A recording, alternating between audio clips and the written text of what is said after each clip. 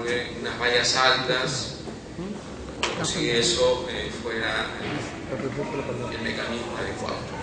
No es el mecanismo adecuado, porque el derecho penal, como lo dije antes, tiene un cerco, y este cerco, en primera línea, viene de la mano de esta idea que les he comentado, de la dignidad de la persona humana. En los últimos tiempos, es un paréntesis, en los últimos tiempos han ocurrido varios hechos significativos. Yo recuerdo el caso de la violación, donde se subió hasta los 18 años. Teóricamente dice, oh, esta sociedad va a proteger más a las personas, precisamente cuando el mundo se ha recompuesto de una manera tal de que la sexualidad en la sociedad peruana pues no comienza a los 18 años, comienza como a los 14 años, porque hay un gran desarrollo de la sexualidad en la gente joven. Y entonces, cuando hay una pequeña diferencia en personas que tienen más de 18 y la otra menos de 18, terminan cometiendo un crimen difícil, con unas penalidades muy fuertes. Entonces no ha solucionado ningún conflicto. Pero si uno comienza a mirar hacia atrás, ¿cuál es la raíz de esto? Se puede dar cuenta que hace años atrás ocurrió una violación de una niña que quedó muerta, y los legisladores todos levantaron una mano, como si fuera un meeting popular, se mandó reflexión y pum, cambiaron la norma. Por más que los juristas le dijeron, oiga, pero ese no es el sentido de la norma no está para esto, pues ellos aceptaron de plano, y además con la idea de que su decisión es una decisión exitosa. Y entonces hoy día, aunque la Corte Suprema, hay que reconocerlo, la Corte Suprema ha hecho muy bien, ha intentado a través del principio de proporcionalidad de paliar estas situaciones tan injustas, pero se encuentra frente pues a una norma. Como todos ustedes saben, nos encontramos en algunos casos, ya no puedo decir como lo decía mi maestro Brown, siempre, en algunos casos se abstienen por el principio de legalidad. Entonces, esas son unas fuertes incongruencias. Una segunda incongruencia, ya en la parte general, viene de la mano del concurso real de delitos del artículo 50 del Código Penal. Cuando se trata de concursos reales, ya no se subsume la pena más alta, y además eso estaba vinculado a la tradición peruana, porque nosotros, ustedes deben saber que el Código Penal peruano está vinculado al pensamiento eurocontinental. Si ustedes saben, el Código Penal alemán, o el Código Penal italiano, o el Código Penal español, o el Código Penal portugués, no es muy distinto del Código Penal peruano. Manejan casi todas las categorías, manejan todas estas diferencias, autor, partícipe, error de tipo, error de conclusión, concepto de dolo, concepto de imprudencia, y todas las reglas generales del derecho. Pero sin embargo, un día se les ocurrió, pero en el caso de concursos reales es cuando un sujeto comete un delito y también paralelamente comete otro delito, lo que tenemos que hacer ya no es aplicarle la pena más alta del delito cometido, vamos a sumárselas, como ocurre en Estados Unidos. Sí, es que hay que ser severos, y destruyen o desconfiguran o deconstruyen una estructura jurídico-penal que no tiene esa función. Y entonces están habiendo situaciones gravosas, que los delitos culposos, los diputados cuando ingresan a través del artículo 50 por un concurso real, pues los delitos culposos tienen unas penas altas, o de igual entidad que los delitos dolosos.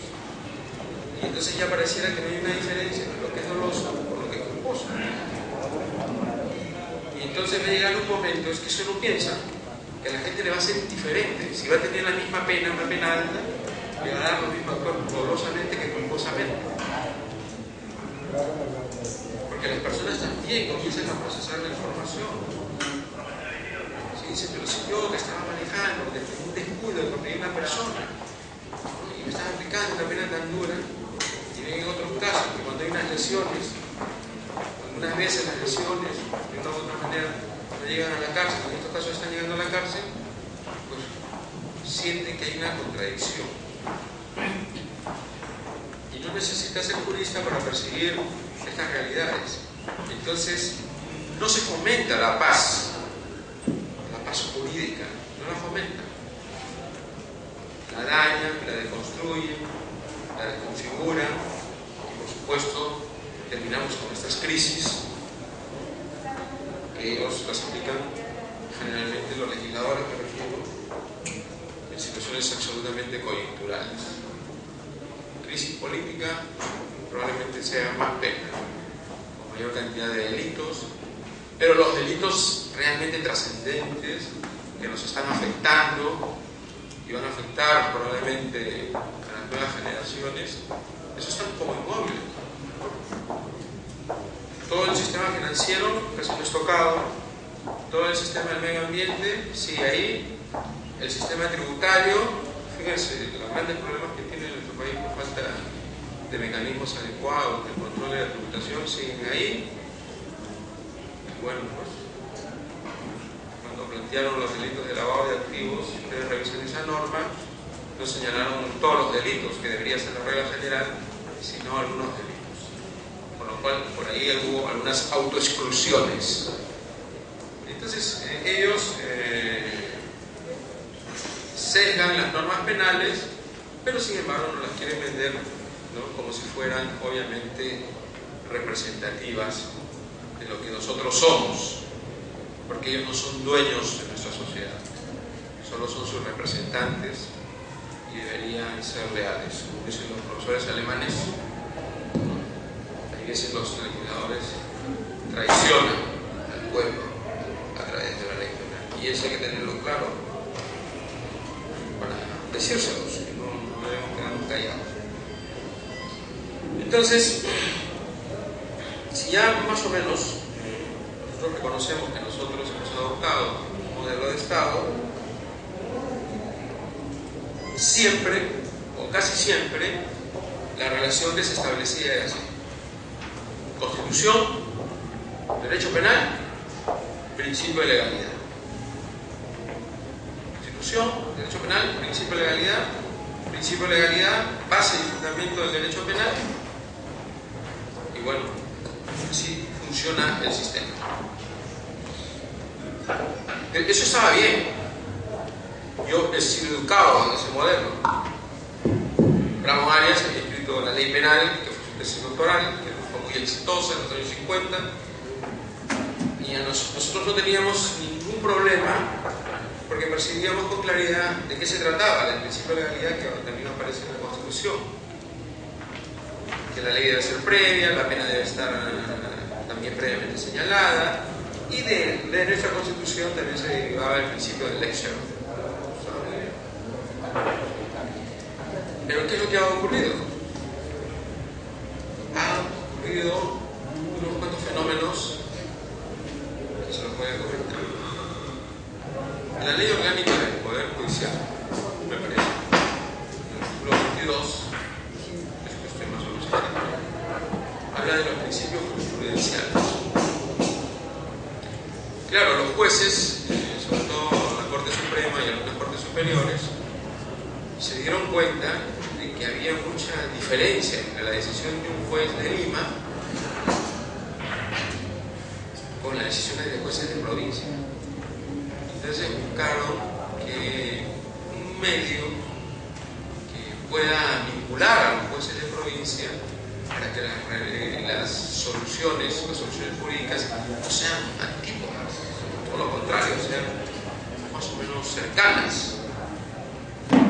Y a través de este mecanismo aparecieron los plenarios, aparecieron las sentencias vinculantes, aparecieron una serie de procesos de interpretación de la norma, y en esa línea de interpretación de la norma se fueron a darle también contenidos a las normas, y algunas veces estos plenarios, que ahora tienen la pretensión de ser absolutamente vinculantes, de una u otra manera se están convirtiendo en extensiones de la ley. Si ya no resuelven, si previamente no acuden a estos acuerdos plenarios, a estas sentencias vinculantes, etcétera, etcétera. El problema es que muchas de esas interpretaciones que ha hecho la Corte Suprema y sus plenarios, en realidad, desde el punto de vista estrictamente científico, son aberraciones jurídicas latentes. Yo recuerdo una, cuando hablaron de los delitos contra el honor, nos dijeron que el honor era objetivo y subjetivo. El honor objetivo porque era la consideración que la gente tenía de la persona, y subjetivo porque era la propia consideración de la persona sobre su honor. Esa era una tesis de Richard Frank, no son los 1917, y luego fue abandonada. Fue abandonada porque ocurrían casos contradictorios. Una persona podría tener un alto concepto de sí mismo, pero podría tener el reproche social. Entonces, ¿cómo vamos a conjugar situaciones extremas y darle protección jurídica?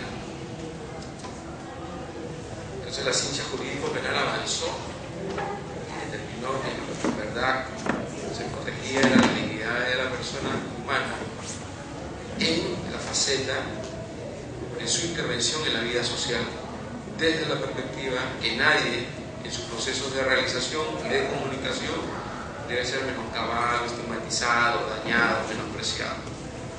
Entonces de ahí también le dieron, también eso está en la doctrina, le dieron una nueva contextualización, un nuevo sentido a una de las facetas de la dignidad, porque la dignidad tiene muchas facetas. Pero sin embargo, los míos piensan que esa elucubración de las cuales hablan en el sentido de jurisprudencia legal, es decir, una serie de términos, y de una u otra manera la quieren imponer. Entonces, este maravilloso planteamiento, que es el fruto de la Ilustración, que apareció por primera vez en latín en el proyecto de Anselmo von Feuerbach en 1813, cuando estaba haciendo el proyecto de Baviera, en Alemania, en un crimen y buena, una pena sin crimen, una pena de estas, que decía el profesor Feuerbach, pues ha quedado totalmente despojado. Y se le ha ido imponiendo, ya no es la vinculación a la norma, sino la vinculación a la interpretación. Con lo cual han desgajado, ¿no?, de una manera intensa, han desgajado el sentido del principio de legalidad, que creo que estamos obligados a intentar recobrarlo. Y eso aparece en varios aspectos, en la prescripción, en los conceptos de autonomía, en los conceptos de participación, en los conceptos de objetivo, de prohibición, en todos los aspectos van apareciendo este tipo de modelos de interpretación. Pero si eso fuera poco, ocurrió un segundo fenómeno que tiene que ver pues también con nuestro Tribunal Constitucional. El Tribunal Constitucional ciertamente dice: nosotros no somos una instancia, en realidad no tenemos por qué cuestionar las decisiones de los jueces, lo único que podemos cuestionar o revisar, analizar o reflexionar es si en un caso concreto se han vulnerado derechos fundamentales. Si se han vulnerado derechos fundamentales, no solamente vamos a tomar una decisión respecto a los derechos fundamentales. El caso paradigmático de los últimos tiempos fue el caso de la señorita Llamoja. La señorita Llamoja, en primer lugar, le aplicaron la Corte Superior de Lima, le aplicó una pena de 20 años. La Corte Suprema le aplicaron una pena de 7 años. Su padre, que también es un abogado y es magistrado, extraordinariamente inteligente, jurídicamente hablando, planteó pues una acción de garantía, habeas corpus, me parece. El Tribunal Constitucional declaró nula la sentencia de la Corte Suprema, porque según el pensamiento del Tribunal Constitucional, en esa resolución no se habían resuelto de forma congruente los procesos de motivación con las cuales a esta chica se le aplicaba una pena de 7 años. Lo que había detrás eran dos aspectos que realmente no habían sido resueltos. El primer aspecto era que ella había planteado una legítima defensa, ¿no?, en concurrencia con un un miedo insuperable. Y los jueces no se pronunciaron, porque eso tiene que ver con la publicidad de la conducta. Y era un imperativo que se pronuncie sobre ese tema y no lo hicieron. Y después también los procesos de confusión al momento de enumerar las pruebas. Y algo mucho más extraño, ¿no? Había un marcado prejuicio, porque en alguna de las cuando se hicieron algunas diligencias de reconstrucción, ¿no? Le tomaron fotos a esta chica que hacía algunas muecas, y esas muecas fueron interpretadas como que se burlaba de lo que había realizado, que es puro prejuicio. Y entonces los ciudadanos no podemos estar pues sometidos a los prejuicios de los jueces. Los ciudadanos, como el juez, deben estar absolutamente vinculados a la norma. Y entonces esa sentencia, ¿no? Es una sentencia que hay que leerla siempre, porque es muy explicativa, es muy densa además, tuvo la virtud, ¿no? de refundamentar e indicar, como muy pocas veces lo ha hecho el Tribunal Constitucional, con nombre propio, porque hizo referencia al magistrado que había evacuado este tipo de valoraciones. Entonces, desde esa perspectiva, ya la presencia del Tribunal Constitucional en el derecho penal es absolutamente, no digo dominante, pero sí penetrante. Y mutandis mutandis también ellos han comenzado a rehacer o a hacer consideraciones de cómo se debe entender el derecho penal en las diversas facetas en que se presenta. Y han ido creando una serie de principios, pero eso no quiere decir, fíjense ustedes, eso no quiere decir que sean totalmente congruentes, que no existan contradicciones. Por ejemplo, cuando se planteó una acción de garantía contra la cadena perpetua, invocando la Constitución, porque si la Constitución sostiene que la pena tiene como finalidad, primero que es preventiva, pero que tiene como finalidad, ya en relación al condenado, reinsertarlo, resocializarlo, pues es un contrasentido que se pretenda resocializar a alguien que se le va a aplicar una pena mínima de 35 años. Entonces ellos dijeron que sí, queda legal, y de una u otra forma quedó así. Con lo cual tampoco tiene una mayor significación en el sentido de que atraviesa transversalmente todo nuestro sistema, eso es cierto, pero eso no es igual a que lo atraviese con una marcada eficiencia o una marcada continuidad de la perspectiva constitucional. Y en esa misma línea ustedes deben recordar que también aparecieron después del año 1991, porque el Código Penal de 1991 no tenía ni la reincidencia ni la habitualidad, un día diciendo así, vamos a mencionar con esta idea, ¿no? del hombre peligroso, ¿no? de la sentencia del hombroso, vamos a aplicar nuevamente, como había existido en el Código Penal de 1924, el Código de Maurtua, vamos a aplicar la habitualidad y la reincidencia. Claro, y entonces el Código fue estructurado una pena máxima de 25 años, que no tenía ni habitualidad ni reincidencia, que había establecido el criterio de la responsabilidad por el hecho, no por el modo de vida, no por los antecedentes anteriores. A la vuelta ya tenemos 20 años, estamos cumpliendo 20 años de nuestro Código Penal, pues si ustedes los leen, ya prácticamente no tiene nada que ver con el original. Pero ¿cuál es mi preocupación? Mi preocupación viene de la mano de que lo que se está imponiendo no es el principio de legalidad, es decir, la aplicación estricta de la norma, de la ley penal, sino lo que se está imponiendo son los procesos de interpretación, vengan de la Corte Suprema, vengan de los plenarios, vengan de las sentencias vinculantes o vengan del Tribunal Constitucional. Yo creo que más tarde o más temprano vamos a tener un problema ahí, porque detrás de mis palabras, cuando comienzan a extender las normas, los jueces dejan de ser jueces para convertirse en legisladores. Y no es función de los jueces legislar. Entonces dirán, ¿por qué? Entonces tienen la capacidad de ver un caso concreto. Es que el derecho penal y la historia del derecho penal no es la historia de la revolución jurídica. No existen revoluciones jurídicas. El derecho penal no ha participado en ninguna. Pero sí han existido revoluciones políticas. Y esta constitución, la constitución y nuestro código penal tienen sus antecedentes en el planteamiento liberal. Ideológicamente estamos vinculados a todo el desarrollo del pensamiento de la Ilustración. Lacan, Diderot, Marat, Robespierre, Rousseau, Montesquieu. Uno lo va leyendo y todo eso fue sintetizado en ese famoso libro de los delitos y de las penas de Beccaria. Cuando uno lo lee se da cuenta de que ese ha sido el derecho penal que nos han dado los ilustrados por Revolución Francesa. Y entonces, vía interpretación, lo que están haciendo es desarmando ese tipo de estructura.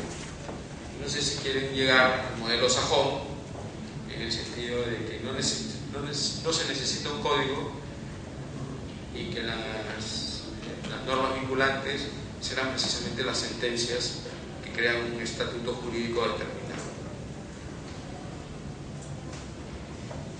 La pregunta es, ¿podemos recibir eso? ¿Debemos recibir eso? Bueno, la pregunta se ubica en el tema de la seguridad jurídica. Cuando se construyó este derecho penal de la Ilustración, se construyó abiertamente para generar seguridad jurídica. Que además la idea de la seguridad jurídica ya venía de atrás. Cuando los varones ingleses a Juan Sin Tierra le exigieron que firmara un documento y que él recordaba que él era uno más, el primero entre sus pares, y que la única autoridad que existía era el juez, y que no tenía ninguna autoridad política, jurídica, para detenerlos, y que deberían solamente ser detenidos por el mandamiento expreso del juez y sometidos a un juicio legal, etc. Son sus antecedentes. Cuando el Estado se fue configurando, incluso en la época del Estado absoluto, en la época de los reyes, donde había relaciones teocráticas, ¿no? Se fue configurando el Estado, los jueces, que además eran una casta, que además obedecían también al pensamiento del Estado absoluto, ellos de una u otra manera creaban derecho. Y entonces, en oposición a esa realidad histórica, Montesquieu escribió, entre otras cosas, escribió las siguientes palabras: que el juez solo es la palabra de la ley. El juez es la parola o la ley. Y eso significaba que no tenía que crear procesos de interpretación y simplemente utilizar la norma. Pero en realidad eso representaba un otro planteamiento, como ha sido señalado por este profesor argentino, que además fue Supremo Zaffaroni, que lo que estaban diciendo Montesquieu realmente era que no se le podía conceder a ningún magistrado un poder de acumulación o un gran poder. Y la interpretación finalmente es un gran poder. Entonces, desde esa perspectiva, yo considero, y además es el pensamiento moderno, de que se puede afectar la seguridad jurídica. Y esa es una paradoja, porque el derecho penal, con el principio de legalidad y el principio del exergo, como aparece en la Constitución, lo que han intentado desarrollar es precisamente la seguridad jurídica. Dicho en otras palabras, si yo voy a perder mi libertad, usted tiene que decirme de manera descriptiva y valorativa que mi conducta efectivamente aparece en el Código Penal. Si no aparece en el Código Penal, usted no tiene ninguna posibilidad de afectar mi libertad. Pero el Código Penal ha sido construido no en un sentido simple. El Código Penal en realidad tiene fuertes componentes crípticos, que han colocado tal cantidad de elementos en las descripciones típicas que son como una gran cantidad de llaves, diría yo.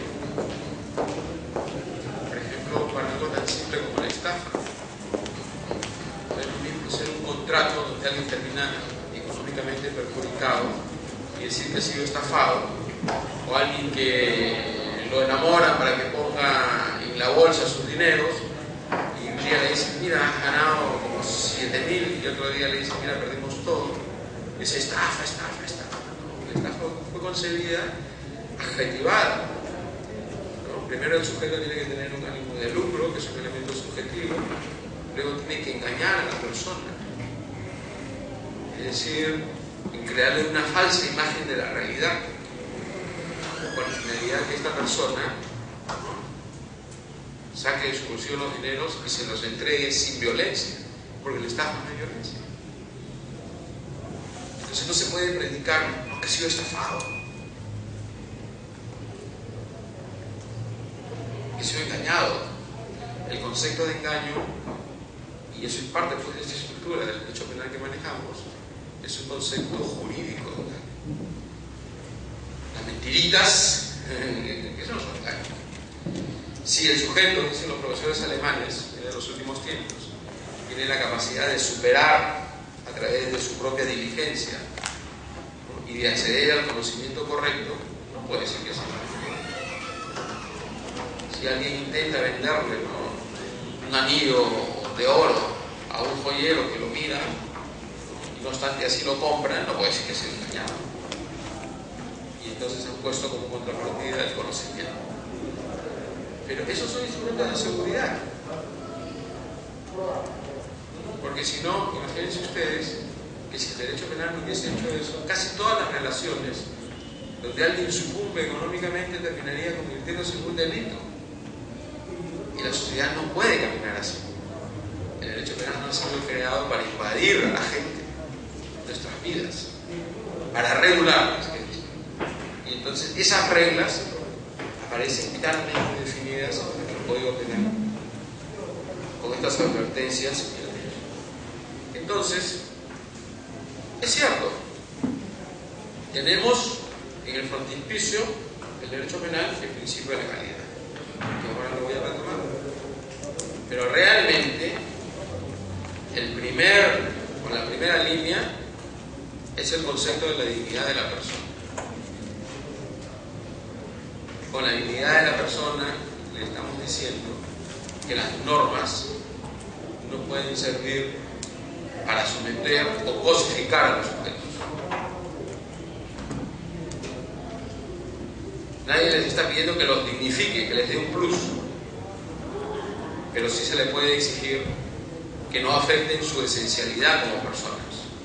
Y el derecho penal y el sistema punitivo no puede hacer, o no debe hacer, es lacerar las bases mismas de la existencia de esa persona. Porque como dice, lo ha dicho muchas veces el profesor Claude Roxy, nosotros, los sujetos, no somos intercambiables.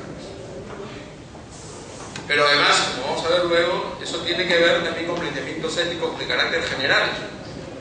Y para ello es suficiente remitirse a este gran ilustrado que fue Manuel Kant, que todos los planteamientos que desarrolló estaban vinculados a la ética. No hagas a otro lo que no quieres que te hagan a ti.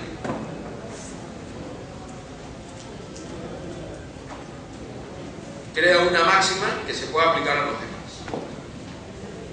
Y luego este famoso principio de Lenin en la E, no dañes a otro, que, como vamos a ver más adelante, se ha convertido en el verdadero sustento material del derecho penal. Entonces sí, el tema de la seguridad jurídica no es un tema simple, es mucho más complejo, y es un tema que, a partir de este concepto de lo que es la seguridad jurídica, tiene gran capacidad para cuestionar estos procesos de interpretación o incluso de creación de la norma, porque va dirigida esencialmente al legislador, porque le dice, tú a través de las normas no vas a oprimirnos. Por ejemplo, tú no vas a decidir con quién me voy a casar. No puedes crear un tipo, como apareció en la época del nacionalsocialismo en Alemania, de que están prohibidas las relaciones interraciales. Eso carece de sentido. Las personas eligen el mundo que quieran elegir. Y tampoco ninguna interpretación, claro, esto ya es un derivado, interpretación que haga un juez debe, no digo puede porque algunas veces ocurre, debe lacerar la esencialidad de las personas.